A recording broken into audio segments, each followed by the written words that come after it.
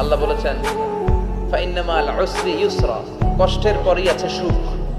কষ্টের পরেই আছে সুখ। আমাদের জীবনে সুখ বেশি, কষ্ট কম। কয়দিন না খেয়েছিলাম, কয়দিন বিপদে পড়ছি, কয়দিন ডাকাইতে ধরছে, এক মাসের মধ্যে অসুস্থ থাকি কয়দিন আর সুস্থ থাকি কয়দিন, এটা হিসাব করে না। অসুস্থ যে ছিল খালি এটা খেয়াল রাখে, আছে না নাই? তার মানে ইন্না মাল উসরি ইউসরা, দুঃখের পরে আছে সুখ, মোটিভেশন।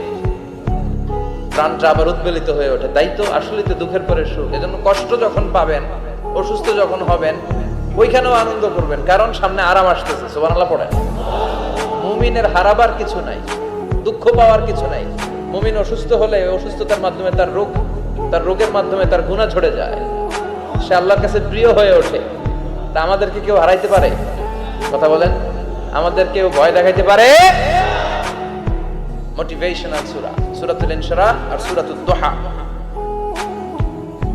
এখানে অনেক হিউজ মোটিভেশন আছে।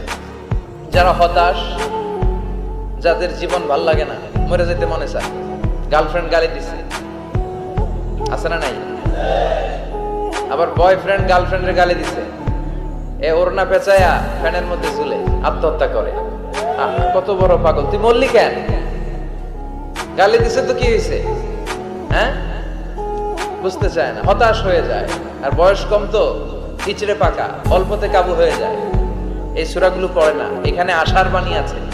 আজকে আমি জানি কথা শোনাবো আপনাদেরকে, শুরুতে আগে সংক্ষেপে বলে দিই। এই সূরার মূল কথা হচ্ছে, মানে সেন্ট্রাল থিম বা সাবজেক্ট ম্যাটার, সূরাতুদ দুহার কেন্দ্রীয় আলোচ্য বিষয় হচ্ছে নিরাশ হবেন না, হতাশ হবেন না, হাল ছাড়বেন না, ভরসা রাখবেন কার উপর? মুমিনরা নিরাশ হয়, হতাশ হয়, হাল ছাড়ে নাকি ভরসা রাখে? কার উপর ভরসা? কার উপর? না নৌকার উপর? ধানের শীষ, নাঙ্গল, হাত পাখা, দাড়িপাল্লা,